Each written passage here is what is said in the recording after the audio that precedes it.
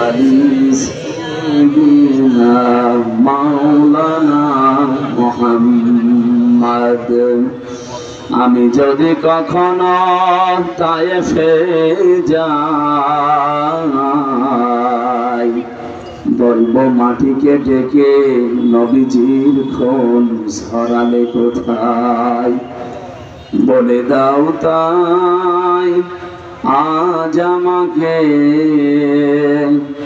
প্রতিশোধের দাবানল জ্বালাবো হেথায়। বালাগালা বিকামালিহি কাশাফাত দুজা বিজামালিহি হাসানাত জামিউ খিসালিহি সাল্লু আলাইহি ওয়া আলিহি।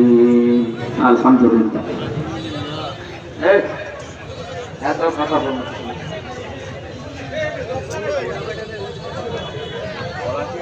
এমনি কোন রুমাল আছে কারো কাছে? আরো 2-3টা রুমাল দেন, আমার ব্যথা করছে। 2-10 মিনিট পরে তো ব্যথা হবে।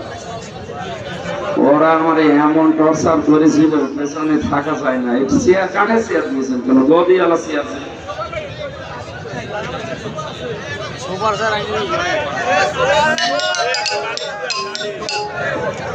দড়ি লাগিয়ে চোখ বেঁধে এমন এমন জায়গায় ওরা পিটিয়েছে, সে জায়গাগুলো তো দেখানো যায়। তার ভেতরে পেছন কাঠের চেয়ারে বসলে 10 মিনিট পরে এমন ব্যথা শুরু হয়, খালি কাঁথন। এজন্য কোনো জায়গায় মাহফিলে নিয়ে গেলে সোফা দেবে, অন্তত 1-1.5 ঘন্টা যেন বসে থাকা। কাঠের চেয়ারে বসলে আমার ওই জায়গাগুলো আবার ব্যথা ওঠে।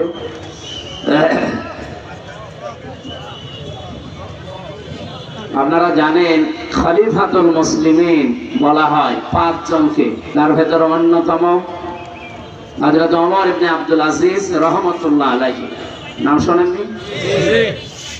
এক বুড়ি মহিলা নদীর ধারে, এরকম একটা নদীর ধারে ছাগল বা বকরি চড়াচ্ছিলেন। হঠাৎ করে বাঘ এসে ছাগলের বা বকরির উপরে আক্রমণ চালিয়েছে। বুড়ি পড়ছে ইন্না লিল্লাহি ওয়া ইন্না ইলাইহি রাজিউন। লোকজন বলছে কি হয়েছে? যে আমার মনে হচ্ছে খলিফা ওমর ইবনে আব্দুল আজিজ এ পৃথিবীতে আর নেই। কারণ ন্যায়পরায়ণ শাসক যারা, তাদের দেশে যারা বাস করে, তাদের ভেতরেও আল্লাহ ইনসাফ দিয়ে দেয়। বাঘ বাঘের জায়গায় থাকবে, ছাগল ছাগলের জায়গায় খাবার খাবে। কিন্তু আজকে যে আক্রমণ করেছে, আমার মনে হচ্ছে দেশের দায়িত্বে যিনি, তিনি আর নেই। খবর নিয়ে দেখা গেল কিছুক্ষণ আগে তিনি বিদায় নিয়েছেন। পিরোজপুর বাংলাদেশের মানুষের কাছে, বিশেষ করে দল মত নির্বিশেষে যে যে ধর্ম পালন করে করুন, সবার কাছে বাংলাদেশের 64 জেলার ভেতরে পিরোজপুরটা একটা আবেগের জায়গা। এটা আমার কাছে।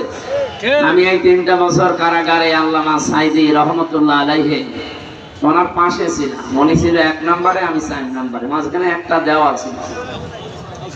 আল্লাহর বান্দার সাথে মাত্র একবার দেখা করার সুযোগ দিয়েছিল সালেমরা, তাও 10 মিনিট। আমাকে বলেছিল, হামজা যদি বাইরে যেতে পারো, আমি তো আর যেতে পারবো কিনা জানি না, যদি যেতে পারো চট্টগ্রাম আর খুলনা বিভাগের মানুষদেরকে বলবা কোরআনের কথা বলতে কোনোদিন আমি পিছপা হইনি। তোমাকেও আমি বললাম কোনোদিন কোরআনের কথা যেভাবে জানো ওইভাবে বলবা, পিছপা হবা না। আমার মাঝে মাঝে মনে হয় আল্লাহর এই ওলির মাথা হাত আমার মাথায় এখনো লেগে আছে। আপনাদের যে দৃশ্য আজকে আমি আসার পর থেকে দেখছি, কোরআনের প্রতি ভালোবাসা, এই যে মহব্বত, এই যে উচ্ছ্বাস, আমার মনে হয় আল্লামা সাইদির জন্ম এই জেলায় হওয়ার কারণে আল্লাহ আরো ঢেলে দিয়েছে। কালকেও ছিলাম একটা জায়গায়, তো এরকম নিস্তব্ধতা পাইনি। বাংলাদেশের 630টা থানা, কম বেশি প্রায় জায়গায় আমার যাওয়া হয়ে গেছে। শুধু এই জেলায় আসলে দেখি এই জেলার মানুষেরা কোরআনের আওয়াজ শুনলে শান্ত হয়ে পড়ে। আল্লামা সাইদি রহমতুল্লাহ আলাইহি এই জেলায় আল্লাহ জন্ম দিয়েছিলেন, তাকে পাঠিয়েছিলেন রব্বুল আলামিন। তার বরকতেই মনে হয় আপনাদেরকে এত শান্ত শিষ্ট ধৈর্য সহ্য দিয়েছে। আলহামদুলিল্লাহ। বাংলাদেশের ঐতিহ্যবাহী জেলা, এটা কিন্তু রেকর্ড হচ্ছে, লাইভ চলছে, তাম দুনিয়া এখন দেখছে। আমি তামিলনাড়ু ছিলাম, সে দেখি আমার ওয়াজ চলছে তামিল ভাষায়, ওরা রূপান্তর করে শুনবে। আমি থাইল্যান্ডে ছিলাম, সিঙ্গাপুরে ছিলাম, ওদের ভাষায় ওরা শুনতেছে চায়ের দোকানে বসে অথবা ল্যাপটপ নিয়ে, ওদের নিজেদের ভাষায়। মালয়েশিয়া ওই মালয় ভাষায় রূপান্তর করে শুনবে। সুতরাং আমরা মনে করব না যে শুধু আমাদের এই দেশের 18 কোটি মানুষ শুনছে, না, কোরআনের কথা বাংলাদেশ সহ বিশ্বে যেখানেই বলা হয়, সাইদি সাহেবের আলোচনা তো সারা বিশ্বের বাংলা ভাষী মানুষ শুনছে। ওই সময় তো প্রযুক্তি এত উন্নত হয়নি। এখন আমি এখানে বাংলায় বলছি, তাতে কি হয়েছে, বিশ্বের যে যেই ভাষায় কথা বলে 4,500 ভাষা আছে। কত? সব ভাষায় বিভিন্ন মুসলমানেরা তারা রূপান্তর করে এই কথাগুলোই তাদের ভাষায় শুনতে পাচ্ছে। আর এই যে বাংলাদেশের ঐতিহ্যবাহী জেলা পিরোজপুর মঠবাড়িয়া ইসলামী পাঠাগার ও সমাজ কল্যাণ পরিষদের উদ্যোগে এই শব্দটা তাম দুনিয়া আজকে জেনে ফেলেছে। অথচ আপনি আমার জেলা কুষ্টিয়াতে যান, সে বলেন যে পিরোজপুর হয়তো চিনবে, মঠবাড়িয়া আমার মনে হয় অনেকে চিনবে না। অথচ আজকে কোরআনের ইজ্জতে তাম দুনিয়া আল্লাহ রাব্বুল আলামিন পরিচিত করে দিয়েছে। শহীদ মোস্তফা খেলার মাঠ মঠবাড়িয়া পিরোজপুর, মহাবিশ্বের মহাবিশ্বয় আমাদের মালিকের মুখের পবিত্র বাণী কোরআনে কারীম। তাফসীরুল কোরআন মাহফিলের স্বনামধন্য সভাপতি, বিশিষ্ট আলেমে দ্বীন, সহকারী অধ্যাপক, বিশিষ্ট রাজনীতিবিদ, আপনাদের এলাকার সন্তান জনাব শরীফ মোহাম্মদ আব্দুল জলিল দামাদ বারকাতুহুমুল আলিয়া, বলেন আমিন। মাহফিলের প্রধান অতিথি বিশ্বনন্দিত মুফাসসিরে কোরআন শহীদ আল্লামা দিলাওয়ার হোসাইন সাইদি রহমতুল্লাহ আলাইহি, তার মেজ পুত্র আলহাজ শামীম বিন সাইদি, চেয়ারম্যান আল্লামা সাইদি ফাউন্ডেশন। আমার আগামীকাল মাহফিল আছে আল্লামা সাইদি সাহেবের হাতে গড়া প্রতিষ্ঠান খুলনা সিদ্দিকিয়া দারুল কোরআন কামিল মাদ্রাসা, ওই ময়দানে কালকে রাত 9টায় উঠবো ইনশাআল্লাহ। ওখানকার আল্লামা সাইদি ফাউন্ডেশন মানে পিরোজপুর সদরে, না? সম্মানিত চেয়ারম্যান উনি এখনই আসবে, কিছুক্ষণ আগে ভাই আমার সাথে কথা বলছিলেন যে আমি রাস্তায় চলে এসেছি, অলরেডি চলে এসেছি, উনি খাওয়া দাওয়া করে চলে আসবে ইনশাআল্লাহ। মাঝখানে আমরা কিছু কথা কোরআন কেন্দ্রিক বলতে চাই। মঞ্চে বসা ওলামায়ে কেরাম, সামনে বসা মুসলমান ভাইরা, পর্দার আড়ালের সম্মানিত মা এবং বোনেরা, বিশেষ করে আমার আগে যিনি কথা বলছিলেন হাফেজ মাওলানা আবু তয়ব, ইমাম ইস্ট লন্ডন মসজিদ লন্ডন, আলোচনা রেখেছেন মাওলানা শাহজালাল, তাকওয়া শিল্পী গোষ্ঠী এসেছে আপনাদের এখানে, হাফেজ মোহাম্মদ হাবিবুল্লাহ কোরআনে কারীম থেকে তেলাওয়াতের মাধ্যমে অনুষ্ঠান উদ্বোধন করেছে। জান্নাতে এরকম একটা অনুষ্ঠান আল্লাহ নিজে করবেন, সেখানে নিজেই থাকবেন সভাপতি, মুহাম্মদুর রাসূলুল্লাহ থাকবেন প্রধান অতিথি,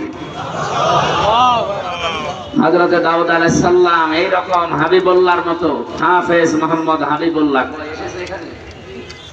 হাবিবুল্লাহর মতো কোরআনে কারীমের সূরা তাহা তেলাওয়াত করে অনুষ্ঠান উদ্বোধন করবেন আমাদের নবী মুহাম্মদুর রাসূলুল্লাহ সাল্লাল্লাহু আলাইহি ওয়াসাল্লাম। তিনি সূরা রহমান থেকে তেলাওয়াত করে যারা জান্নাত পাবে তারা যেহেতু শুধু শ্রোতা, অন্য কেউ সেখানে প্রবেশ করতে পারবে না, এই মানুষগুলোর সামনে কোরআনে কারীমের সূরা রহমান তেলাওয়াত করে শোনাবে। আমরা তো কোনোদিন শুনিনি নবীর কণ্ঠ, আবু জেহেল শুনেছিল, সারা রাত পায়ের উপরে ভর দিয়ে দাঁড়িয়ে মুহাম্মদুর রাসূলুল্লাহর কণ্ঠের তেলাওয়াত শুনতো, যদিও বিরোধিতা করত। আল্লাহ আমাদের ভাগ্যে রাখেননি, 1500 বছর পরে হলেও আমরা এসেছি। কেমন যে হবে আল্লাহ যেন ওই দিন শোনার মতো একটা সুযোগ আমাদের দান করে। সর্বশেষ সভাপতির বক্তব্যে মহান আল্লাহ নিজে সূরা রহমান কোরআনের দিল বলা হয়, এক একটা আয়াত তেলাওয়াত করে বান্দা বান্দীদের সামনে 50 আলফা সানা মিম্মা তাউদ্দুন, 1-2 করে যেভাবে গণনা করে, এক একটা আয়াত শুনতে সময় লাগবে 50,000 বছর। আল্লাহর কুদরতি কণ্ঠে ওই দিন এখানে আমরা যারা এসেছি শ্রোতা হিসাবে যেন অন্তত একটু জায়গা আমরা পাই।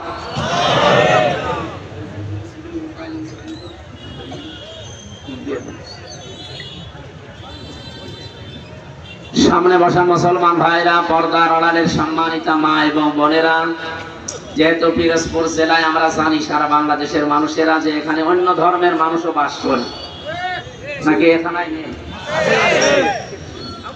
কোরআনের অনুষ্ঠান দিয়েছেন আপনারা। এই অনুষ্ঠান শুধুমাত্র মুসলমানদের জন্য না, দল মত নির্বিশেষে, জাতি বর্ণ ধর্ম সবার জন্য। হাযা বায়ানুল লিন্নাস হুদাল লিন্নাস, মানুষ পদবাচ্যে যারা বিবেচিত আমরা সবার জন্য আজকের আলোচনা হবে ইনশাআল্লাহ। ওয়ালাকাদ কাররামনা বানি আদম, এই পৃথিবীতে সবচেয়ে বেশি সম্মান আল্লাহ দিয়েছেন বনি আদম সন্তানকে। কিন্তু আমরা দুঃখজনক হলো সত্য, 54 বছরে পৃথিবীর সবচেয়ে সম্মানিত যারা মানুষ, আল্লাহ কিন্তু বলেননি ওয়ালাকাদ কাররামনা মিন মুসলিমিন বা বানি মুসলিমিন, বলেছে যে মুসলমান সন্তানদের শুধু সম্মান দিয়েছে দুনিয়ায় না, মানুষ যারা তাদেরই সম্মান আল্লাহ দিয়েছে। আসলে 54 বছরে এই মানুষের সম্মান নিয়ে সবচাইতে বেশি সিনেমিনি খেলা হয়েছে আমাদের এই দেশে। এখনো বিশ্বের অনেক দেশে হচ্ছে, বিশেষ করে আমাদের প্রতিবেশী ভারতে মানুষের সম্মান নিয়ে কি সিনেমিনি খেলছে দেখছেন? আজকেও কতগুলো, 3টা দেখলাম মাদ্রাসা তারা বন্ধ করে তালা লাগিয়ে দিচ্ছে। নবীজির হাদিস পড়ছিলাম আজকে আসার সময়, এদিকে তাকান। বিশ্বনবী জানিয়েছেন মানিক তামামা লাইসা লাহু ফালাইসা মিন্না ওয়ালিয়াতাবাওয়া মাকআদাহু মিনান নার, রাহু মুসলিম। আমি আলেমদেরকে বলছি, এদিকে তাকান। বিশ্বনবী জানিয়েছেন এই পৃথিবীতে যে জিনিস তোমার না, ওইটা যদি জোর করে নিজের দখলে নিয়ে নাও, সে যেভাবে হোক, চুরি করে হোক, ডাকাতি করে হোক, চাঁদাবাজি করে হোক, ছিনতাই করে হোক, ফাঁকি দিয়ে হোক, যে কোনো কায়দায় যদি ওটা নিজের দখলে রেখে দাও, যেই দিন এটা দখল করে নিজের আয়ত্তে নিয়ে নেবে, ফালাইসা মিন্না, ওই দিন থেকে তুমি আমার উম্মতের ভেতর থেকে আর নেই, বের হয়ে গেলে। বলেন তো এরকম মানুষ পৃথিবীতে এখন আছে না নেই? ভারতে আমাদের পূর্বপুরুষ তারা এই যে ওয়াকফ করেছিল জমি জায়গা, মসজিদ, মাদ্রাসা, খানকা, ঈদগাহ, গোরস্থান, এটার জন্য। অথচ এই পৃথিবীর অবৈধ মানুষ যারা এখন উগ্রপন্থী হিন্দুরা, সব হিন্দু না, উগ্রপন্থী যারা, এই মোদির মরিদ যারা, এই নিকৃষ্ট মানুষ পৃথিবীতে 6 জন এখন আছে, তার ভেতরে মোদি 2 নাম্বার। আপনি ইন্টারনেটে সার্চ দেন, 6 জনের নাম পাবেন তামাম দুনিয়ায় যারা জীবিত আছে। সবচাইতে ঘৃণিত মানুষ 6 জন, তার ভেতরে 1 নম্বরে নেতানিয়াহু, ইসরায়েলের এই প্রেসিডেন্ট। এটা অবৈধ প্রেসিডেন্ট, কারণ দেশটাও অবৈধ, প্রেসিডেন্টও অবৈধ। 2 নম্বরে নাম এসেছে নরেন্দ্র মোদি। 3 নম্বরে নাম এসেছে যেটা পালিয়েছে ওইটা, আমি নাম নিলাম না, নাম নিলে আমার মনে হয় যে আমাদের রিমান্ডের কথা মনে হয়, যেন নাম নিতে চাই না, আবার বদদুয়া চলে আসবে। মুসাফির অবস্থায় আছি, শেষে স্বামীর বাড়ি আছে, শেষে আবার পাঠিয়ে দেবে বাবা, ঝামেলায় পড়বে। ঝামেলা যে ঘাড়ে আছে ওই ঘাড়ে থাক। এরকম 6 জনের নাম পেলাম, আমি তো বানাইনি এগুলো, এগুলো মাইক্রোসফট রিপোর্ট বানিয়েছে খ্রিস্টানরা, যে তামাম দুনিয়ায় 6 জন মানুষ এখন জীবিত মানুষদের ভেতরে ঘৃণিত, নিকৃষ্ট। শুধু আমরা না, তামাম দুনিয়া তাদের ঘৃণা করে। এই জন্য দেখেছেন না, তামাম দুনিয়া কেউ নিতে তাকে রাজি না। নিরাপদ একটা জায়গা পেয়েছে, স্বামীর বাড়ি বলে চালিয়ে দিয়েছে। না, এটা মিথ্যা কথা। যতই আপনি চালিয়ে দেন যে আমাদের স্বামী স্ত্রীর সম্পর্ক, এটা তো সম্ভব না, কারণ দাদা তো ফুল হাতা আর আমরা হাত হাতা। দাদার এখন এই বয়সে যদি মুসলমানি দেওয়া লাগে, আপনি হাসাম পাবেন কোথায়? এরকম বুড়ো হাসাম লাগবে। আর বুড়ো মানুষের হাতে ছুরি দিয়ে আপনি মুসলমানি দেবেন, দেখা যাচ্ছে আগা কাটতেছে, গোড়া পিটিয়ে। দাদা জীবনের মতো মুসলমানের স্বাদ মিটে যাবে। ও যে মুসলমান হবে না, এই জন্যই তো এত অত্যাচার করছে। কারণ মানুষ যখন সীমা ছাড়িয়ে যায়, তখন তার কপালে আল্লাহ হেদায়েত বলে আর কিছু রাখে না। ইন্নামা নুমলি লাহুম লিয়াজদাদু ইসমা ওয়া লাহুম আযাবুম মুহিন, সূরা আলে ইমরানের ভেতরে আছে। 4 নাম্বার পারা 12 নাম্বার পৃষ্ঠা 9 নাম্বার লাইনে আছে। আল্লাহ তাআলা বলেন, কোন মানুষ যখন পাপ করতে করতে সীমা লঙ্ঘন করে আর সীমা থাকে না, তখন তার জন্য অপমানজনক শাস্তি আমি রেডি করি। আজ পাকিস্তান যেভাবে তাদের অস্ত্রগুলো ত্যাগ করেছে, আমার মনে হয় ভারত ইনশাআল্লাহ সামনে স্বাধীন হবে। এই জন্য ভারতবাসী যারা আছেন, আপনাদেরকে আহ্বান জানাচ্ছি এই ছোট্ট জায়গা থেকে, এই মাতাল লোকটাকে আপনারা থামান। এই নরেন্দ্র মোদী একটা মাতাল, গরুর মদ খাওয়ালো। এই শয়তানরা যদি আপনারা না থামান না, শেষে দেখবেন মুসলিম বিশ্বের 57টা দেশ এক হয়ে গেলে মানচিত্র থেকে পৃথিবী থেকে হারিয়ে যাবে। আর সেইটাই এখন কিন্তু সামনে আসতেছে। আমরা চাই এই লোকটা যেন থামে এবং পৃথিবীর মানুষেরা যেন একটু শান্তিতে থাকে। যেহেতু মানুষের সম্মান নিয়ে ছিনিমিনি খেলছে, মুসলমানদের ওয়াকফ করার সম্পদগুলো এখন অবৈধ আইন বানিয়ে সেগুলো আপনারা নিজেদের দখলে নিয়ে নিচ্ছেন। ও জিনিস কি আপনাদের না, ওগুলো আমাদের বাপ দাদা মুসলিমদের। এই কথা বলেন না কেন? আল্লাহর নবীর কথা কি শুনলাম, যে জিনিস আপনার না ওটা যদি দখল করে নিজের আয়ত্তে নিয়ে নেন, ওই দিন থেকে আপনি নবীর উম্মত না। যেহেতু ওরা উম্মত দাবি করে না, এগুলো ওদের জন্য না, এটা আমাদের বাংলাদেশে এটা আমার মনে হয় মেলে। আগস্টের 5 তারিখের পরে আমরা অনেকের চরিত্র দেখতে পেলাম, যে জিনিস যার না জোর জবরদস্তি করে দখল করে নিজের আয়ত্তে নিয়ে নিয়েছে। হয়নি, হ্যাঁ হয়েছে, আমিও জানি। আগস্টের 5 তারিখের পর থেকে অনেকে বিসমিল্লাহ ছাড়াই শুরু করেছে, যে বাবা শাহজালাল সব হালাল। না, এখানে একটা পয়েন্ট আছে হাদিসের টিকাতে, এটা বলা দরকার। কিছু মানুষ কিন্তু ভুল বুঝবে, যেই জিনিস আপনারই ছিল কিন্তু কেউ দখল করে নিয়েছিল, ওইটা যদি আপনি ফেরত পান বা নিজের আয়ত্তে নিয়ে নেন, তাহলে আপনি এই হাদিসের যে শাস্তি এর আওতা মুক্ত থাকবেন। আমি কথা বোঝাতে পারিনি। যে জিনিস আপনার ছিল, দখল হয়ে গিয়েছিল অন্যের, এখন আপনি ওইটা আবার ফেরত পেয়েছেন, নিজের আয়ত্তে এখন আপনার আছে, তাহলে এই হাদিসের প্রথম শাস্তি কি? যে ফালাইসা মিন্না, আপনি নবীর উম্মত নেই, এই শাস্তি আপনার জন্য না। যেমন বাংলাদেশে ইসলামী ব্যাংক যাদের ছিল তারা ফেরত পেয়েছে। এখন যদি কেউ উল্টা পাল্টা ফতোয়া দেন যে না ওরা ছিনতাই করেছে, কেন ছিনতাই করতে যাবে ব্যাংক, এদের এরা ফেরত পেয়েছে, এই কথা বলছে না কেন? ব্যাংকে আপনার বাবার, আর যারা এতদিন এই যে ছিনতাই করে নিয়েছিল তাদের বাবার, এদের বাবা, এরা মাথার ঘাম পায়ে ফেলে কষ্ট করে ব্যাংকটা বানিয়েছে। এতদিন আপনারা ছিনতাই করে নিয়েছিলেন, এরা এখন ফেরত পেয়েছে। তাহলে হারানো জিনিস ফেরত পাওয়া গেলে ওইটার জন্য আপনি এই হাদিসের শাস্তির বাইরে আপনি নবীর উম্মত থাকবেন না, না এটা না। কিন্তু যারা অন্যের জিনিস নিজের দখলে রেখেছেন ওটা ফেরত দেন ভাই। নাই তো আপনি যেহেতু নবীর উম্মত নেই, হয় আপনি ইহুদি হবেন, নাই খ্রিস্টান হবেন, নাই মুশরিক হবেন, নাই বৌদ্ধ হবেন। কথা বলছেন না? নবীর উম্মত না থাকলে অন্য কোনো কিছু তো হবেনি।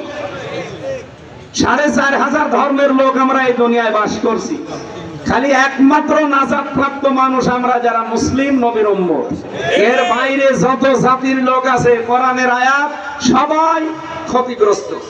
ওয়া ফিল আখিরাতি মিনাল খাসিরিন। সুতরাং যারা আল্লাহর নবীর উম্মতের ভেতরে এখন নেই, অন্যের জিনিস চাঁদাবাজি করে, দখল করে, জোর জবরদস্তি করে নিজের আয়ত্তে রেখেছে, যেহেতু নবীর উম্মত আপনি নেই, আপনি মরে গেলে আপনার জানাজা দেওয়া বেকার, আপনাকে কবরে দেওয়া বেকার। একটু কড়া হয়ে যাচ্ছে না? না না, কিসের কড়া? এখনো তো শুরু হয়নি, কোনো কড়া নেই, কেবল শুরু করছে ডোজ দেওয়া। আমি এখানে আসার পর এক ডাক্তার এসেছি, আমার বলছে ওষুধটা খাবেন, যদি এটাই কাজ না হয় ডোজ আমি বাড়িয়ে দিই। আমি যে ডোজ দিচ্ছি মনে হয় ডোজে হবে না, আমি সামনে যাচ্ছি। এই ডোজ গ্রহণ করা যাবে না। জেনে নবীর উম্মত আপনি আছেন কিনা এখন বলেন।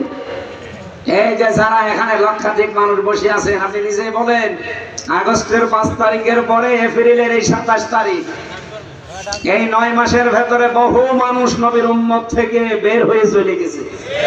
অথচ তারা নামাজ পড়ে, রোজা রাখে, এমনকি হজও করে এসেছে। নবীর উম্মত না থাকলে তার হজ হয়, তার নামাজ হয়, তার রোজা হয়েছে। এই জন্য হাতে পায়ে ধরে বলছি, ভাই যারা নিয়েছেন তারা এই কাল সকাল বেলায় তাদের বাড়িতে ফেরত দিয়ে আসবেন, যে ভাই যেভাবেই হোক নিয়েছিলাম, এটা আমার না, এই যে ফেরত দিয়ে গেলাম। যারা যারা রাজি আছেন এই কাজ করতে হাত তোলেন তো। কাঠটা মেরি খেয়েছেন, এদিকে আসেন। এটা তো ঠিক হয়নি, রেকর্ড হচ্ছে না। আপনি আন্দাজে হাত তুলতে গেলে এই ক্যামেরা ওইদিকে মারার দরকার নেই। না, আমরা তো আশা করেছিলাম যে অন্তত এই ছেলেটা একটু বাঁধ আছে, আপনারা দেখে ফিরাই লোকে হাত তুলছে, কাঠটা মেরে খেয়েছে, ফেরত দিয়ে দেবেন। ভাই যে দলের লোকই আপনি হন, যে জিনিস আপনার না, যদি আপনি জোর করে নিজের দখলে নিয়ে রাখেন, কালকে ফেরত দিয়ে দেবেন, নয়তো আপনার নামাজ রোজা এই হজ যাকাত সব মাঠে মারা যাচ্ছে। নবীর উম্মতি নেই, আপনি মরে গেলে যে আমি বিসমিল্লাহি ওয়া আলা মিল্লাতি রাসূলিল্লাহ বলবো, পুরা মিথ্যা। কারণ আল্লাহর নামে, রসুলের নামে, রসুলের আদর্শে বুঝাই দিলে আপনি রসুলের আদর্শই নেই। 2 নাম্বারটা আরো কঠিন। নবীজি বলে সে যেন টিকিট কেটে জাহান্নামে নিজের একটা আসন বরাদ্দ করে নিল। আমি তো এই জন্ম চোখে দেখতে পাচ্ছি বাংলাদেশে এরকম বহু মানুষ অলরেডি জাহান্নামে টিকিট কেটে বসে আছে। যারা মানুষের জমি দখল করে নিয়েছেন, দোকান দখল করেছেন, এই বাজারেও কত দোকান দখল হয়ে গেছে নামে বেনামে। নাকি বেশি বললাম? আপনারটা মনে হয় নিয়েছে, ঠিক ঠিক বলছেন 2 বার। যাদেরটাই হয়েছে এরকম, আল্লাহর কসম আমরা ফেরত দিয়ে দেব। সে যদি জামাত ইসলামের লোক হয়, বিএনপির লোক হয়, চরমনাইর লোক হয়, যে দলই করেন না কেন, আপনি নবীর উম্মত আর নেই, আপনি আগে ফেরত দিয়ে দেন। হ্যাঁ, ওটা যদি আপনারই থাকে, এতদিন ওরা দখল করে নিয়েছিল, ওটা আপনি ফেরত পেয়েছেন, এটা অসুবিধা নেই। এরকম যদি কেউ করে থাকেন, বাবা শাহজালাল আপনার জন্য হালাল আছে। এই কথা বুঝতেছেন? আমি যে কথাটা বলতে চাই, হাদিসটা নিয়ে আসলাম। পৃথিবীর এই নিকৃষ্ট মানুষদের তালিকায় যাদের নাম, এই মানুষগুলো দেখেন মানবতার সবচাইতে বড় শত্রু এরা। এবং এই মানুষগুলোর জন্য এখন পৃথিবী অশান্ত হয়ে উঠতেছে। অলরেডি ইন্ডিয়াতে এই মোদি পৃথিবীর নিকৃষ্ট সন্ত্রাসী, জঙ্গি ও দাঙ্গা বাঁধিয়ে দিয়েছে। আমি গতকালকে দেখলাম 2 জন দাড়িওয়ালা মুসলমানকে মাটিতে ফেলে জবাই করছে। উগ্রপন্থী কিছু হিন্দুরা। এই পৃথিবীর যত অপকর্মের মূল হোতা হয় ইহুদিরা, না এই উগ্রপন্থী হিন্দুরা। আপনি দেখেন যত অপকর্ম আছে, আমি যেমন মোবাইলে প্রায় 70টা নোট করেছি, তাম দুনিয়া মিলি। ওই সেই হিটলার থেকে শুরু হয়েছে, ওটা ছিল কি মুসলমান? ছিল খ্রিস্টান। এখান থেকে শুরু হয়ে আজকের এই দিন পর্যন্ত যা চলছে দুনিয়ায় যত অপকর্মে, এর মূলে হচ্ছে হয় ইহুদিরা, নাই হিন্দু মুশরিক যারা, উগ্রপন্থী যারা, তারা সব হিন্দু না। এই জন্য অন্যান্য যারা হিন্দু ভাইরা আছেন, এই লোকটাকে আমার মনে হয় থামানো দরকার, নাই তো পৃথিবী বসবাসের অযোগ্য হয়ে যাবে সামনে। ও যা আরম্ভ করেছে, তাম পৃথিবী কিন্তু আবার যুদ্ধ লেগে গেল বলি। এই একটা মানুষের মন মতো চলতে গিয়ে আমরা দুনিয়াতে অশান্ত হয়ে যাব। কোন কারণে? হয় ওকে মেরে ফেলে, নাই থামা। কথা বলেন না কেন? কারণ এরকম অভিশপ্ত মানুষের দুনিয়ায় থাকার দরকার নেই। ভালোই তো চলছে পৃথিবী, মাঝে মাঝে শয়তান খালি অশান্ত করে দেয়। এখানে শয়তান আছে, আর ওদিকে ইসরায়েলে ওই শয়তান আছে। তাদের পেছনে শুধু কলকাঠি নাড়ে আর একটা জাতি আছে, আমি নাম লিখছি পরে। আজকের তেলাওয়াতকৃত আয়াতে কিছু গুরুত্বপূর্ণ তথ্য আছে, বাস্তবের সাথে মিলিয়ে আমরা এই কথাগুলো শুনতে চাই, বলতে চাই ইনশাআল্লাহ। যেহেতু কোরআন সবার জন্য উন্মুক্ত, এটা কি শুধু মুসলমানদের? বলেন বলেন। আল্লাহ রাব্বুল আলামিন বলেন, হাযা বায়ানুল লিন-নাসি ওয়া হুদাও ওয়া মাউইযাতুল লিল মুত্তাকিন। সূরা আলে ইমরানের 138 নম্বর আয়াতে আছে, 4 নম্বর পারার 6 নম্বর পৃষ্ঠা 13 নম্বর লাইনে আছে, না 12 নম্বর লাইনে আল্লাহ পাক বলেন, হে পৃথিবীর মানুষেরা, এ কোরআন আমি নাযিল করেছি জীবিত মানুষদের জন্য বায়ান হিসাবে। তাহলে কোরআন শরীফ মরা মানুষের জন্য না, জীবিত মানুষের জন্য। কিন্তু দুঃখজনক হলেও সত্য, এই 15.5 বছরের দিকে তাকান, জীবিত মানুষদেরকে কোরআন শোনানো, কোরআন বোঝানো বড় কঠিন হয়ে দাঁড়িয়েছিল। জেল থেকে বের হওয়ার পরে আমার মাহফিল ছিল এই মঠবাড়িয়ায়, আমি চলে এসেছিলাম, কিন্তু শয়তানরা আমারে ঢুকতে দেয়নি। আমি গিয়ে এসেছিলাম আমার বাবার কাহিনী শোনাতে, কোরআনের কথা শোনার জন্য, বোঝার জন্য এসেছিলাম জীবিত মানুষদের সামনে। কুষ্টিয়া থেকে আমি অলরেডি খুলনা পার হয়ে গেছি। হঠাৎ করে আমারে বলছে আপনিও পালান, আমরাও পালাচ্ছি। পুলিশ এসে আগেই ঘিরে ফেলেছে। পুলিশ যদিও আজকেও এসেছে, ওই যে পুলিশ আজকে আর এখন আর হবে না, কারণ এখন আর আগস্টের 5 তারিখের আগে নেই।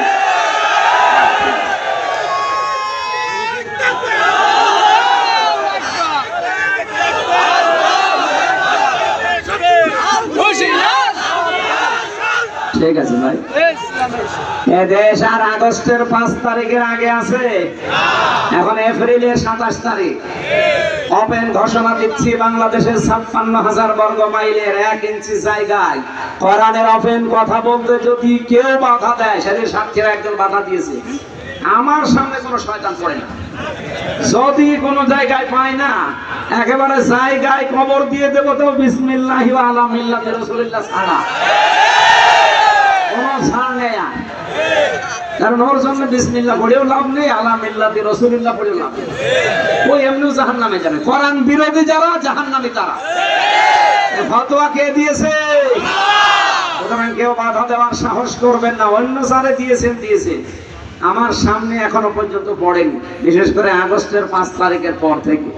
এর আগে পড়েছিল কিছু শয়তান, আমি তখন কিছু বলি না। এখন যদি পড়েন, আমি একেবারে আল্লাহু আকবার বলে ওই ওদের সে পাঠা জবাই করে যেভাবে, ওরা তো আল্লাহু আকবার বলে না। আশা করছি এই দুঃসাহস কেউ দেখাবেন না। আপনি নিজের কপালে নিজে আগুন লাগাচ্ছেন, আরো মানুষের ভেতরে বিভ্রান্ত ছড়াচ্ছেন। সাতক্ষীরার যে চেয়ারম্যান নামে কলঙ্ক, এই কোলাঙ্গার এই লোকটা কয়েকদিন আগেও প্রশাসনের লোক তাকে বাটপার বলে গালি দিচ্ছে। অথচ কোরআনের মাহফিলে যে আলেমকে অপমান করে, আমি কেন যদি থাকলাম না? আমার 1 তারিখে আছে সাতক্ষীরা, দেখি ওই আল্লাহ বলি পড়ে কি, যদি পড়ে ওরে আমি লবণ ছাড়া দিতে পারি। শয়তান। আমার ভাইরা, জীবিত মানুষদেরকে কোরআন শোনাতে বলেছেন কে? আরো জোরে বলেন। কেন?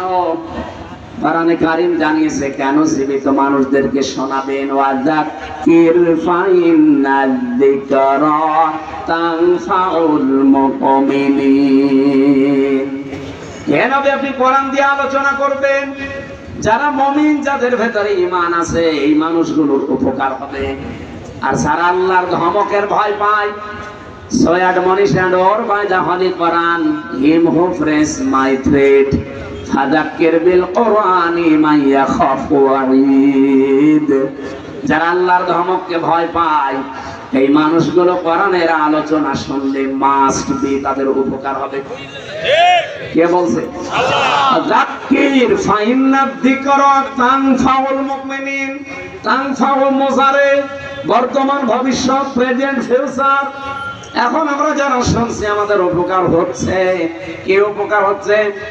আল্লাহ বলেন, ইন্নামাল মুমিনুনা আল্লাযীনা ইযা যুকিরাল্লাহু ওয়াজিলাত কুলুবুহুম ওয়া ইযা তুলিয়াত আলাইহিম আয়াতুহু যাদাতুহুম ঈমানা ওয়া আলা রাব্বিহিম ইয়াতাওয়াক্কালুন। 1 নম্বরে যারা সত্যিকারের মুমিন, তাদের সামনে আল্লাহর আয়াতগুলো যখন আপনি উচ্চারণ করবেন, তাদের অন্তর আত্মা কেঁপে উঠবে। ভয় আশায় নাই, ভয়ে। 2 নম্বরে তাদের ঈমান জানছিল, কোরআনের আলোচনায় তাদের ঈমান আল্লাহ আরো বাড়িয়ে দেবে। 3 নম্বরে তারা বাড়ি যাওয়ার আগে সিদ্ধান্ত নিয়ে যাবে, জীবনে যদি ভরসা করি কার উপরে, অবশ্যই এজন্য আমাদের ঈমান যে আছে বাড়বে। এটা আল্লাহর কথা। ঈমান যে আপনার বাড়ছে তার প্রমাণ কি? নবীজি বলেন, বাম স্তনের 2 আঙ্গুল নিচে একটা গোস্তের টুকরা আছে, কোরআনের আয়াত যদি মানুষ বুঝে বুঝে শোনে পড়ে, তখন এটা কাঁপ ধরে, এর ভেতরে কাঁপা কাঁপি শুরু হয়। দ্বিতীয় নম্বরে আপনার শরীরের এই যে পশম গুলো খাড়া হয়ে যায়, এই যে আমার খাড়া হয়ে গেছে, আপনি দেখেন আপনার খাড়া হয়ে যাবে যদি কোরআনের আয়াত পৌঁছেন। তিন নম্বরে ওয়াইদা সামিউ মা উনজিলা ইলার রাসূলি তারা আয়ুনাহুম তাফিদু মিনাদ দামি মিম্মা আরাফু মিনাল হক। সূরা মায়েদা 7 নম্বর পারার প্রথম নাম্বার পৃষ্ঠার প্রথম নাম্বার লাইনের 83 নাম্বার আয়াতে আছে। আল্লাহ বলেন, যখন আমার আয়াতগুলো মানুষ শুনবে, নবী আপনি দেখবেন যারা বোঝে এর মর্মবাণী, এর অর্থ ব্যাখ্যা বিশ্লেষণ যারা বুঝেছে, যারা একনিষ্ঠভাবে মন দিয়ে যারা আমার কালামের কথাগুলো বোঝার চেষ্টায় আছে, ওই মানুষগুলোর চোখের দিকে তাকিয়ে দেখবেন মনের অজান্তেই তারা কাঁদতেছে। কখন তাদের চোখে পানি এসে গেছে ওরা নিজেও টের পাবে না। এজন্য আপনি যদি মন থেকে শোনেন এই উপকারগুলো মাস্ট বি সামনে হবে। আর আমার কয়েকটা আরম্ভ হয়ে গেছে। পশম খাড়া হয়ে যাওয়া, বাম স্তনের 2 আঙ্গুল নিচে গোস্তের টুকরা কাঁপা কাঁপি করা, এটা অলরেডি আমাদের হচ্ছে। 3 নাম্বারটা চোখ দিয়ে পানিও আসবে, আমি দেখতে পাচ্ছি আপনি অনেকের দিকে তাকান, একনিষ্ঠ ভাবে তাকিয়ে আছে, কখন যে কেটে ফেলেছে ও নিজেও টের পাবে না। আল্লাহ রাব্বুল আলামিন কোরআনে কারীম দিয়েছেন জীবিত মানুষদের জন্য, অথচ যারা এই 15.5 বছর বাধা দিলেন, তাদের বাবা মা মরে গেলে আমার ডেকে বলতো, হুজুর কোরআন পড়ে দিন। কি আপনার বাবা মরে গেছে, এখন কোরআন পড়ে করবো কি? যতদিন জীবিত ছিল ততদিন যদি পড়তেন, পড়াতেন, বোঝাতেন, কাজ হতো। এই কথা বলেন। এ থানার ভেতরে মনে হয় এক জায়গায় গত বছরে জেল থেকে বের হওয়ার পরে আমি আসতেছে কথাও বলেছিলাম, কয়েক কিলো মনে হয় আমার বাকি ছিল, 2-3 কিলো। পুলিশ আমার আগে এসে প্রায় 1-1.5 গাড়ি ভরে গেছে। ওরা বলছে, হুজুর আসলে আমরা যেভাবে এবং ধরবো। আজকে ধরেন তো ভাই, আজকে ধরে নিয়ে যান যে বন্ধু যাদের কথা মতো এই কাজগুলো এই মানুষগুলো করেছিল। দোষ শুধু এদের তো না, দোষ এদের বড় বড় যে অফিসার গুলো ছিল আর যারা বাধা দিয়েছিল ওই শয়তান। জীবিত মানুষদের আমরা আসি কোরআন শুনতে, আর ওরা বলে না মরে গেছে, এখন পড়ে করবো কি? আমি আহ্বান জানাচ্ছি, এটা যেহেতু রেকর্ড হচ্ছে সারা বাংলাদেশে, সাধারণ যে পোশাক পরে পুলিশেরা আছে এদের দোষ না ভাই। হ্যাঁ, কিছু উল্টাপাল্টা লোক ছিল, সে মানুষরা পালিয়েছে। আমার কুষ্টিয়ায় বাড়ির নিচে যে ভাড়া থাকতো ওটা ছাত্রলীগের ক্যাডার ছিল, আমি জানতাম না, আমি তো 3 বছর জেলে। ও ম্যাডাম যারে পালিয়েছে তারই ভাড়া দিয়েছে, আর প্রশাসনের লোক না দিলে তো সমস্যা করবে। পরে আগস্টের 5 তারিখের পরে বিকাল বেলা এই যে আল্লাহর ওলি পালিয়েছে, আজ পর্যন্ত আমরা কোনো খোঁজ নেই। তালা লাগানো এই 9 মাস, ভাড়াও পাই না, জিনিসপত্রও করতে পারি। কোথায় যে গেছে তার বউ ছেলে মেয়েরও খোঁজ নেই। কি করলেন আপনি? টাকা পয়সা কামাই করি কি করলেন বলেন? এই কিছু কিছু অফিসারের কারণে, কোলাঙ্গার যে মানুষগুলো, তাদের কারণে সাধারণ কনস্টেবল যারা এসআই এই মানুষগুলো আজ জাতির কাছে এখনো পর্যন্ত কালার হয়ে আছে। এরা এই পোশাক দেখলে এখনো ঘৃণা করে না। এই পোশাকটার দোষ না, এটা সম্মানিত পোশাক। নবীজি 2টা শ্রেণীর মানুষকে বলেছে তারা জাহান্নামের সাথে তাদের চোখ কোনোদিন আগুনে জ্বলবে না। 1 নম্বরে যারা রাতের বেলা উঠে গনার কথা স্মরণ করে কান্নাকাটি করে, আর 2 নম্বরে এই প্রশাসনের লোকজন যারা রাতের বেলা আমাদের জানমাল ইজ্জত আবরু পাহারা দেওয়ার জন্য রাত জেগে থাকে। আমি এই মঠবাড়িয়া থেকে কুষ্টিয়া, এখান থেকে যাবার সময় অন্তত 10 জায়গায় ওরা রাতের বেলা পাহারা দিচ্ছে। অথচ যারা এই কাজ 15.5 বছরে করেছে, এই কঠিন অবস্থা, তারা কি পাহারা কোনোদিন দেয়? ওই ডিসি, এসপি, এসপি, টিওনো এরা কোনোদিন ওসি পাহারা দেয়? তারা তো ঠিকই তার জায়গা মতো, কিন্তু এদেরকে কালার করে দিয়ে গেল। এই জন্য আমরা বারবার আহ্বান জানিয়েছি ডক্টর মোহাম্মদ ইউনূস সাহেবের কাছে, স্বরাষ্ট্রমন্ত্রীর উপদেষ্টার দায়িত্বে যিনি আছেন, বহুবার কথা বলা হচ্ছে যে ওদের বিভাগটা আলাদা করে দিবে। প্রশাসন আগামী থেকে কারো কথা মতো চলবে না, ওরা চলবে ওদের আইসির কথা মতো। এ কথা বলে না কেন? কোন নেতা খেতা পাতি নেতা এমপি মন্ত্রী উপজেলা চেয়ারম্যান না, কারো কথা শোনার দরকার নেই, ওরা শুনবে ওদের গতিতে ওদের আইসির কথা মতো, দেশ ঠান্ডা হয়ে থাকবে। আমি মালয়েশিয়া এইটাই দেখে আসলাম, সিঙ্গাপুরে এইটা দেখে আসলাম, এই যে ছিলাম কিছুদিন আগে। এই সমস্ত দেশগুলোতে শান্তি বিরাজ করার পেছনে কারণ হচ্ছে এই প্রশাসনের এই নিরপেক্ষতা। কিন্তু এগুলো সব দলীয়করণ করে ফেলেছিল, এই জন্য আমরা জাতির লোকেরা ছিলাম মিনি জাহান্নামে। আমরা আগামী থেকে আর জাহান্নামে থাকতে চাই না। এই জন্য দায়িত্বে যারা আছেন, আমি নিজের কথা বলছি না, এটা বহু মানুষের কাছে আমি শুনেছি, এমনকি প্রশাসনের বড় বড় মানুষকেও শুনছি, তারা বলছে এই কথা মানুষকে জানান, উপরে যেন বলে যে আমাদের বিভাগ আলাদা করে দিন। আমরা কোন নেতা খেতা পাতি এগুলোর কথা শুনে চলতে চাই না, আমরা চলবো আমাদের আইজির কথা মতো, আমাদের বিভাগ অনুযায়ী। দেখেন দেশে শান্তি হয় কিনা। মালয়েশিয়াতে যে শান্তি শুধু এই কারণে, এটা আমরা চাই কিনা বলেন তো? এই লক্ষ মানুষেরা একটু হাত তুলে জানান দেন তো সরকারের কাছে, এটা চাই কিনা? প্রশাসন থাকবে আলাদা, ওদের বিভাগে আলাদা, কথা বলেন না কেন? কোন এমপি মন্ত্রী নেতা খেতা উপজেলা চেয়ারম্যান কারো কথা শোনা লাগবে না। আমরা এরকম একটা বাংলাদেশ সামনে দেখতে চাই না। ওরাই যখন দেখবেন আল্লাহর খাস ওলি হয়ে যাবে। প্রশাসনের জন্য মন থেকে মুসাফির অবস্থায় দোয়া করছি। নিজেদের বাবা মা আত্মীয় স্বজন ছেড়ে যারা বাংলার বিভিন্ন প্রান্তে আমাদের জানমাল ইজ্জত আবরু হেফাজতের জন্য দিন নেই রাত নেই 24 ঘন্টা ওদের ডিউটি। বাংলাদেশে একটাই বিভাগ আছে যাদের কোনো ডিউটির শেষ নেই, 8 ঘন্টা না, কে বলেছে? ওদের 24 ঘন্টা ডিউটি। টয়লেটে যদি বসে থাকে, যদি বাসি পড়ে, অর্ধেক শেষ করে দৌড়ে যাওয়া। এইরকম কঠিন চাকরি ওইটা, আমি নিজে তো দেখেছি। সম্মানিত ভাইরা, এই জন্য মন থেকে মুসাফির অবস্থায় দোয়া করছে, আল্লাহ তাদেরকে আগের সেই অবস্থায় তুমি আবার ফিরিয়ে দাও। বাংলার মানুষের ভেতরে যে ভ্রান্ত ধারণাটা এখনো আছে, ভ্রান্ত ধারণাটা আসলে আমরা পেয়েছিলাম কষ্ট, এই কষ্টের কারণে যাই হয়েছিল এটা যেন আগের অবস্থায় আবার এই মানুষগুলো ফিরিয়ে যায়। বলেন আমিন। কোরআন শোনানোর কথা কি মরা মানুষ না জীবিত মানুষ?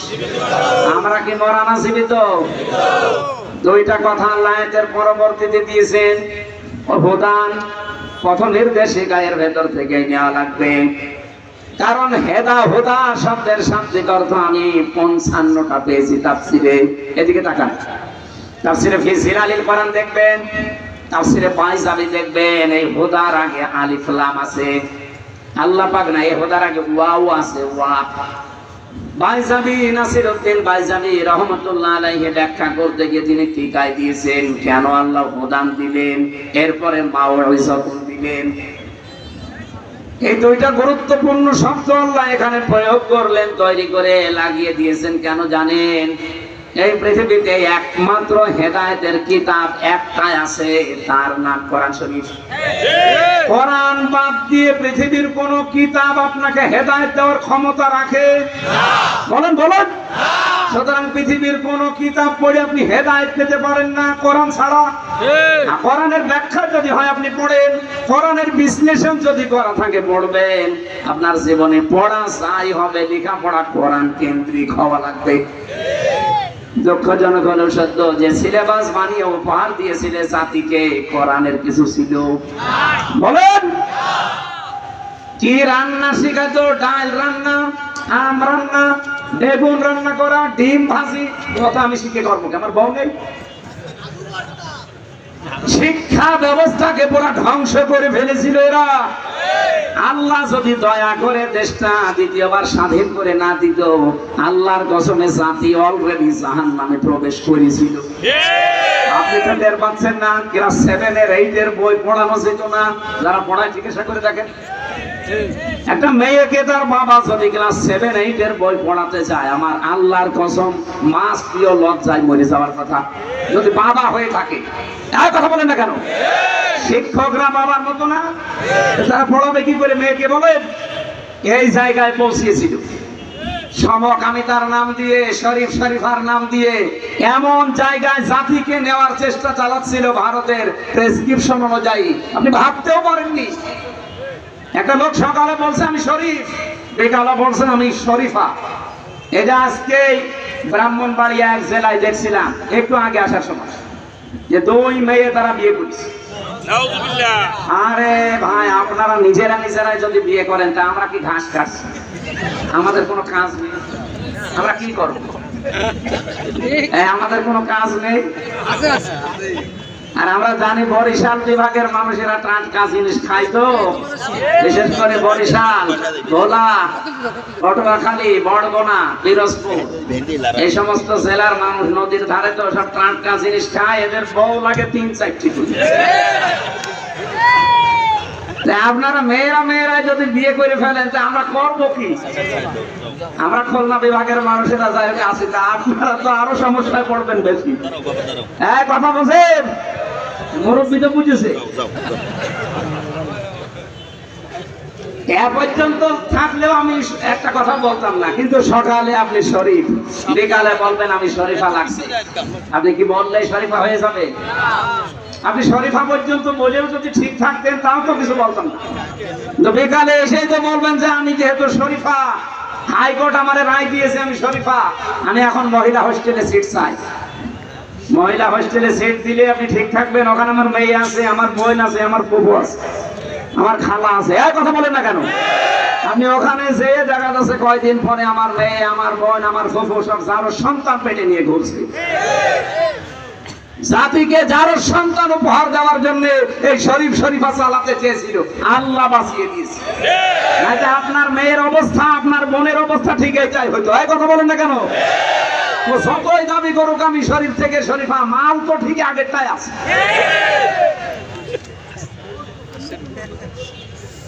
এজন্য হেদায়েত দেওয়ার একচ্ছত্র মালিকানা আল্লাহ কোরআনকে দিয়েছেন। কোরআন এটাই পথ নির্দেশিকা। এখানে একটা হাদিস এসেছে, বলবো আমি, আপনারা শুনতেছেন? তিরমিজি শরীফের হাদিস। এইটাই আমার ওয়াজের ফার্স্ট পয়েন্ট। ভালো করে শুনবেন, যদি মেনে নিতে পারেন কপাল খুলে যাবে এক্ষুনি, আর যদি মানতে না পারেন ওই যা ছিলেন তাই। মান ইত্তাবাআল হুদা বিগাইরিল কোরআন আদাল্লাহুল্লাহ। তিরমিজি শরীফের হাদিস। নবীজি বলেন যেখানে কোরআন নেই, যেহেতু হেদায়েত দেওয়ার মালিক আল্লাহ, আল্লাহ কাকে দিয়েছে? কোরআনকে। বলেন বলেন, আরে জোরে বলুন। পৃথিবীর কোন পীরের হাতে হেদায়েত আছে? না, নেই। আমি আজকে চরমনার ময়দান পুরা ঘুরে দেখলাম, মাদ্রাসা, সরসেনার পুরা মাদ্রাসা, সারাদিন এই 2 জায়গায় গিয়েছিলাম। এনএস মাদ্রাসা, যেটা কামিল মাদ্রাসা, যে সাধুকাটি, ওখানে গিয়েছিলাম কয়েকদিন আগে। পুরা মাদ্রাসা গুলো ঘুরে ঘুরে আমি দেখেছি, এই দরবার গুলোতে শিরিক পেলাম না। আপনারা যাবেন না? কিছু মত পার্থক্য আমাদের সাথে আছে, ওটা আমি মেনে নিয়েছি। এখন জাতীয় স্বার্থে বাংলাদেশের মানুষের এটা মেনে নেওয়া লাগবে। তাদের যে খেদমত গুলো, এটা আমাদের এখন স্বীকার করা দরকার জাতির। আপনাদের বরিশাল বিভাগে বিশেষ করে এলাকাগুলোতে কোরআনের প্রসার, মানুষকে আল্লাহর দিকে ডাকার জন্য সৈয়দ ইসহাক রহমতুল্লাহ আলাইহি, এই যে মহেবুল্লাহ, শাহ মহেবুল্লাহ আহমেদ রহমতুল্লাহ আলাইহি, এই মানুষগুলোর যে কাজ কারবার, তারা যে মাদ্রাসাগুলো প্রতিষ্ঠা করে যে দিনের আলো ছড়িয়েছে, আমার মনে হয় এই মানুষগুলোর কীর্তিময় কাজগুলো জাতির সামনে অন্তত তুলে ধরা দরকার। আমি অনেকক্ষণ ছিলাম, এক এক জায়গায় প্রায় 2 ঘন্টা 2.5 ঘন্টা সময় কাটিয়েছি। বহু কিছু আজকে আমি এতদিন উল্টাপাল্টা ধারণা অনেকের প্রতি ছিল। মনে করতাম শুধু চট্টগ্রামের বাইতুল শরফের মরহুম মাওলানা আব্দুল জব্বার রহমতুল্লাহ আলাইহি, এটা বাদ দিয়ে বাংলাদেশে আর মনে হয় সেরকম কিছু নেই। সব জায়গায় যা শুনতাম যে শিরিক বেদাত ভরপুর আছে। শিরিক বেদাতও আছে, যেমন আটরশি শিরিক বেদাত আছে, মাছ ভান্ডারি শিরিক বেদাত আছে, সুরেশ্বরী। আপনি যান প্রকাশ্য শিরিক পাবেন। দেওয়ানবাগি, রাজারবাগি, কুতুববাগি, এগুলো 100 ভাগের 99 ভাগ শিরিক চলে। এরা দেখবেন আল্লাহ বাদ দিয়ে অন্যের নামে জিকির করে। আমার তাহেরি ভাই জিকির করছে কার নামে? ইয়া আলী বাবা, শাহ আলী বাবা, কেবলা বাবা, দয়াল বাবা, আগলা বাবা, পাগলা বাবা, ন্যাংটা বাবা বলছে। আমি নিজে তার মুখে শুনেছি ইয়া আলী বাবা, শাহ আলী বাবা, ফতে বাবা। বলেন আল্লাহ বাদে কারো নামে জিকির জায়েজ আছে? হ্যাঁ, যদি চট্টগ্রামের বাইতুল শরফে, চরমনার ময়দানে, সরসিনার ময়দানে যদি আল্লাহ বাদে অন্য কারোর নামে জিকির হয়, আপনারা ওখানে যাবেন না। এই কথা বলেন না কেন? আল্লাহ বাদে অন্যের নামে জিকির করা হারাম। সূরা আরাফ 9 নম্বর পারা 13 নম্বর পৃষ্ঠা 4 নম্বর লাইনের 181 নম্বর আয়াতে আছে, না 180 নম্বর আয়াত।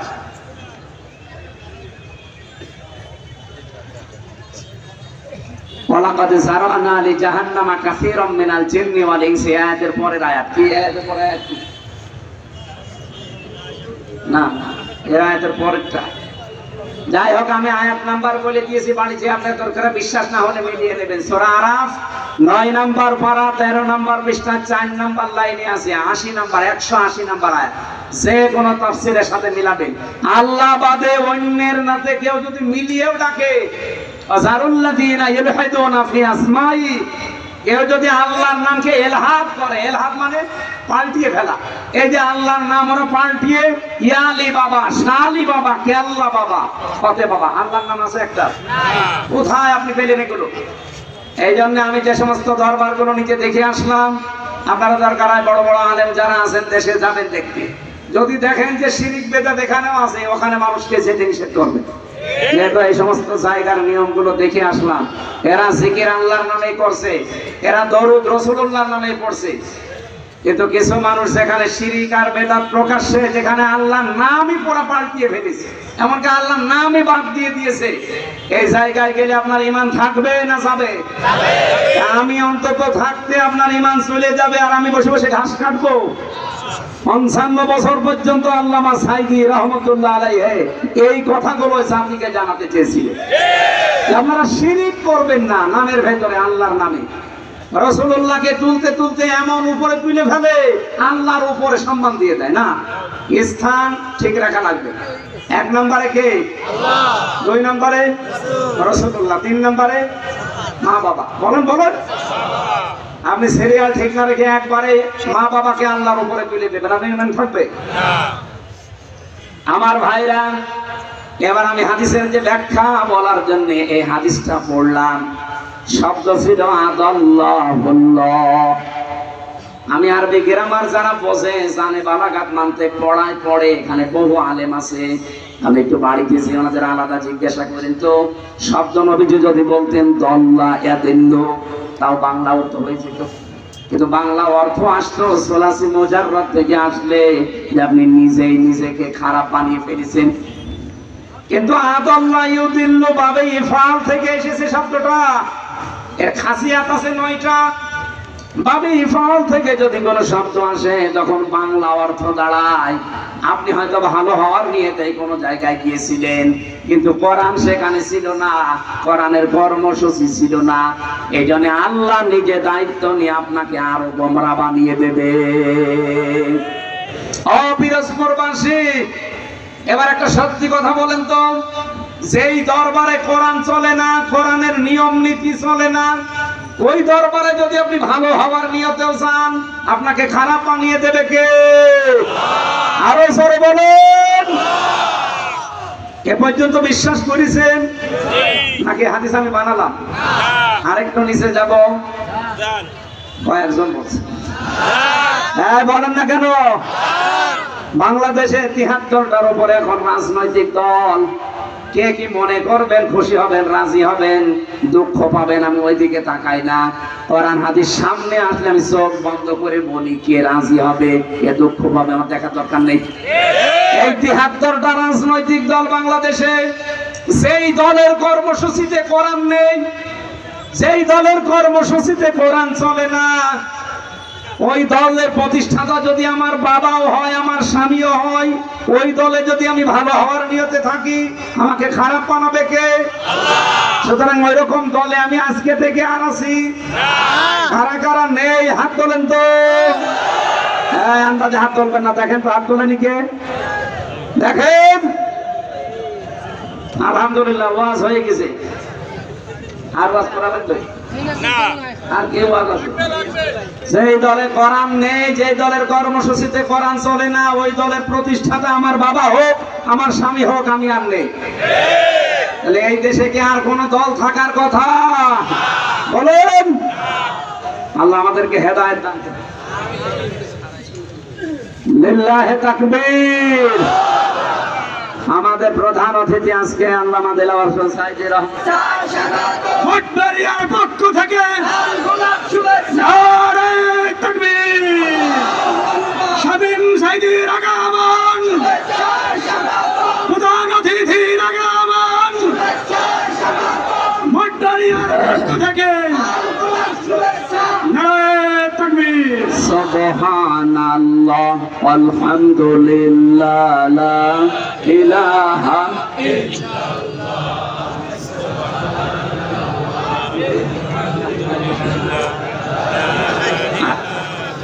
এখানে বসে সুবহানাল্লাহ আলহামদুলিল্লাহ লা ইলাহা ইল্লাল্লাহ সুবহানাল্লাহ। জবান খুলে আল্লাহর জিকির করেন, সুবহানাল্লাহ আলহামদুলিল্লাহ।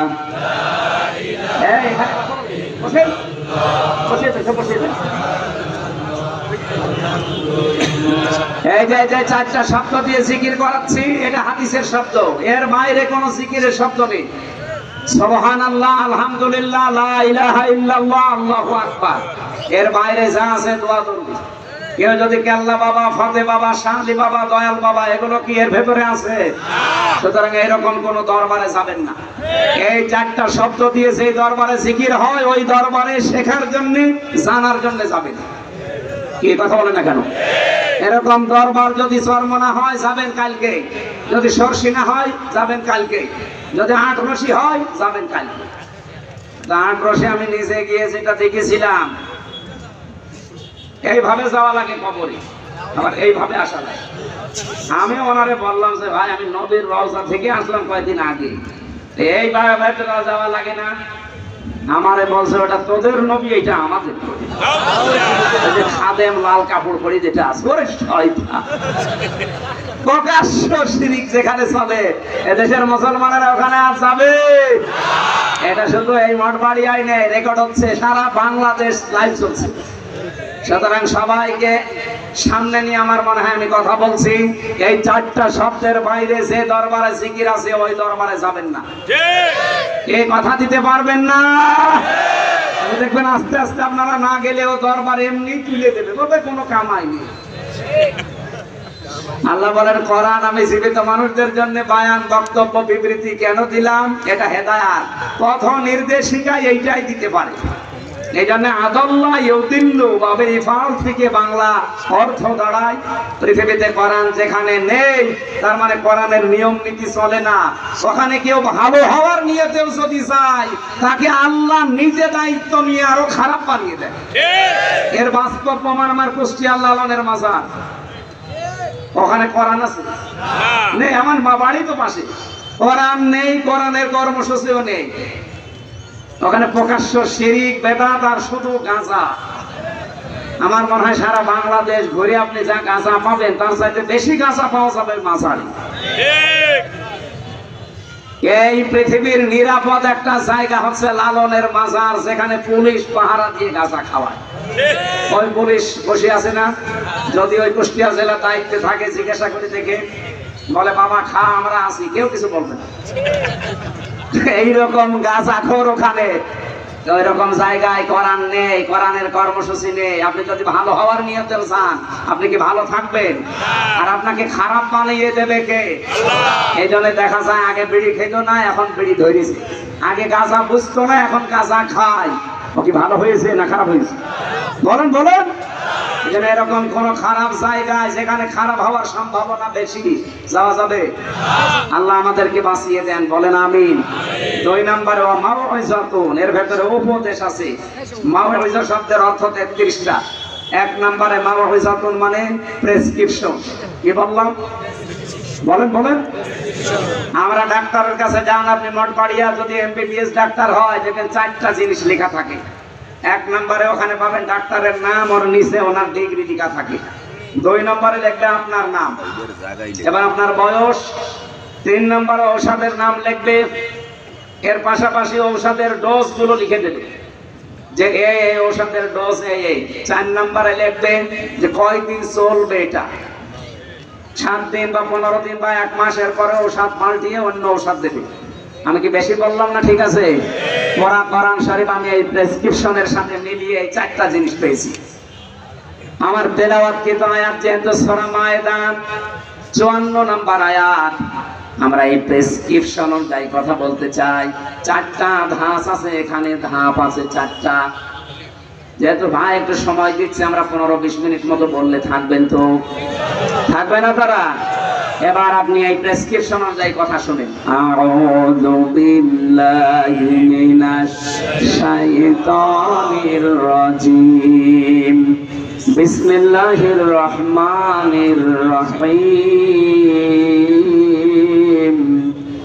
ইয়া আইয়ুহাল্লাযীনা আমানু মাইয়ারতাদ্দা মিনকুম আন দীনিহি ফাসাউফা ইয়াতিল্লাহু বিকওমিন ইউহিব্বুহুম ওয়া ইউহিব্বুনাহু আযিল্লাহ ইলা আখির আয়াত। সূরা মায়েদা। কোন সূরা? এইদিকে তাকান ভাই, কষ্ট হয়ে যাচ্ছে।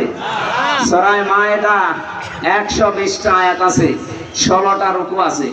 মদিনায় নাজিল হয়েছে। মাত্র 1 আয়াতের 4 ভাগের 1 ভাগ আমরা পড়লাম। আয়াত নাম্বার 54। কত? 54। মায়েদা মানে দস্তরখানা। মায়েদা মানে কি?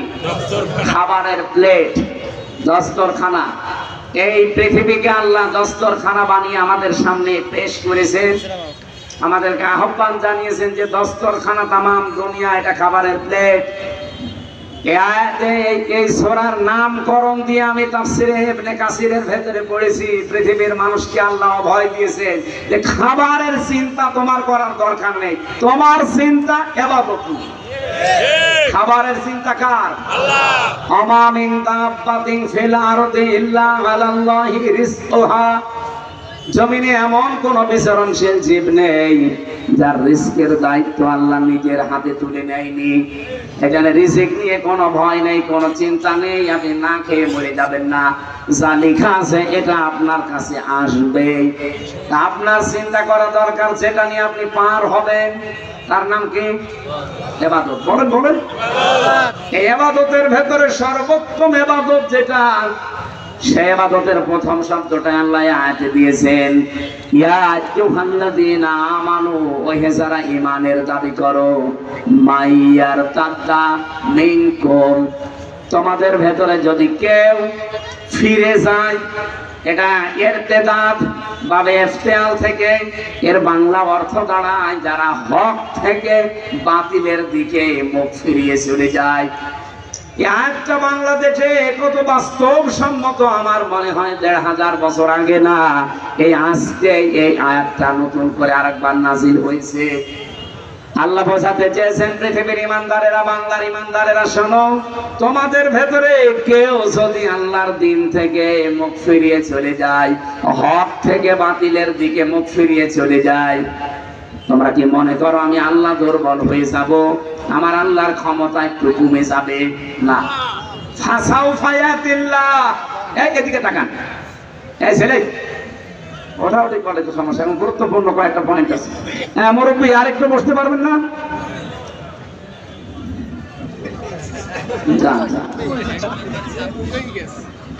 এত মানুষ একসাথে পোশাক করতে যাচ্ছে কি জামাতবদ্ধ পোশাক চলছে?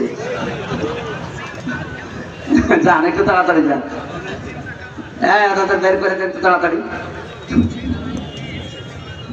আমার ভাইরা, আমার যে কথা ছিল প্রথমে, আমরা যদি আজ এই আয়াতটা বাংলাদেশের সাথে মিলাই, আগস্টের 5 তারিখের পর থেকে আমি অন্তত মিলাতে পেরেছি।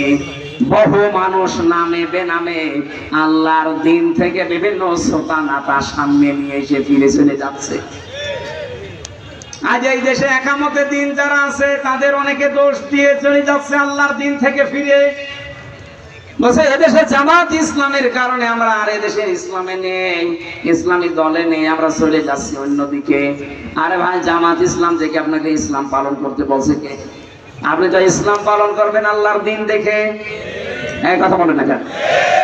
এই দেশে দ্বীনের কোন বিধান চালু করতে পারেন না, আর কিছু হলে তখন দ্বীনের বিধান অনুযায়ী বিচার চান। আপনি চলবেন, চলাফেরা করবেন বাংলার ময়দানে, বাংলার ময়দানে চলাফেরা করতে যে আপনার স্টাইল হবে আমেরিকার মতো, ব্রিটেনের মতো, আর ধর্ষিতা হলে তখন আপনি বিচার চাবেন আফগানিস্তানের মতো। এটা পাগলামি না? আপনি চলছেন বাংলার এই জমিনে বাংলাদেশের মতো, চলাফেরা আপনার আমেরিকার স্টাইলে, ধর্ষিতা হলে তখন আপনি বিচার চাবেন সৌদি আরব অথবা আফগানিস্তানের স্টাইল।